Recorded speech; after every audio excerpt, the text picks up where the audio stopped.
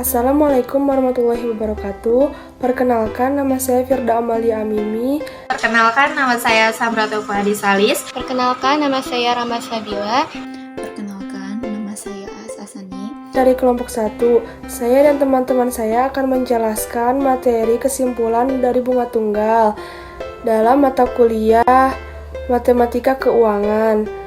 Dan yang pertama akan dijelaskan oleh teman saya yang bernama Samratul Fuadi Tesalis. Dari kelompok 1 ingin menjelaskan atau menyimpulkan sedikit jurnal yang telah kami buat yang berjudul Bunga Tunggal.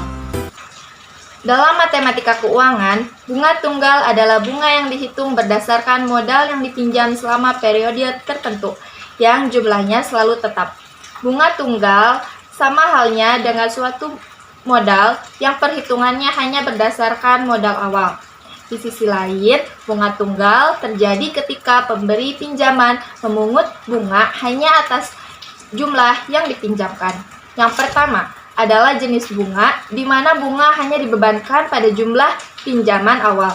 Jadi, bunga tunggal adalah jumlah yang dibayarkan untuk menggunakan uang pinjaman untuk jangka waktu tertentu. Ini pada dasarnya adalah persentasi dari pinjaman aktual yang dibebankan untuk masa pinjaman. Bunga tunggal adalah persentase dari pokok yang ditambahkan ke pokok tersebut secara teratur, yang dapat dinyatakan dengan rumus I sama dengan P kali R. Dengan kata lain, bunga atau I adalah jumlah pokok atau P dikalikan dengan suku bunga atau R. Ini memberi Anda jumlah bunga yang akan ditambahkan ke pokok pinjaman setiap periode akrual, misalnya setiap tahun. Jika ingin mengetahui berapa banyak bunga yang akan ditambahkan selama masa pinjaman, maka Anda harus mengalihkan bunga tersebut dengan jangka waktu dengan rumus I sama dengan P kali R kali T. Dalam rumus tersebut, T adalah sebagai durasi pinjaman. Bunga tunggal adalah bunga yang diperoleh pada setiap akhir jangka waktu tertentu, yang tidak mempengaruhi besarnya modal yang dipinjam. Dalam kata lain, perhitungan bunga setiap periode selalu dihitung berdasarkan besarnya modal yang tetap. Besarnya bunga dinyatakan dalam persen dan disebut sebagai suku bunga.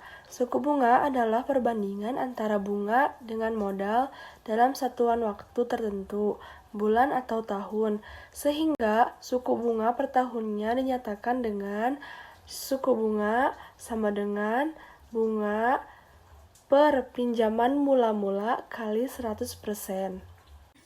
Jadi teman-teman, ini akan membantu kalian untuk memahami beberapa bunga yang akan kalian dapatkan atau kalian bayarkan jika kalian mengajukan pinjaman, baik untuk kalian pribadi atau untuk bisnis kalian juga.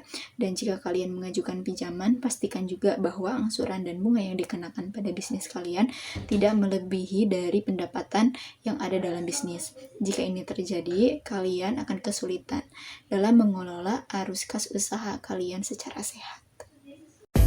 Mungkin itu saja yang dapat kami sampaikan. Mohon maaf bila ada kesalahan kata, dimaklum soalnya masih tahap pembelajaran. Terima kasih. Wassalamualaikum warahmatullahi wabarakatuh.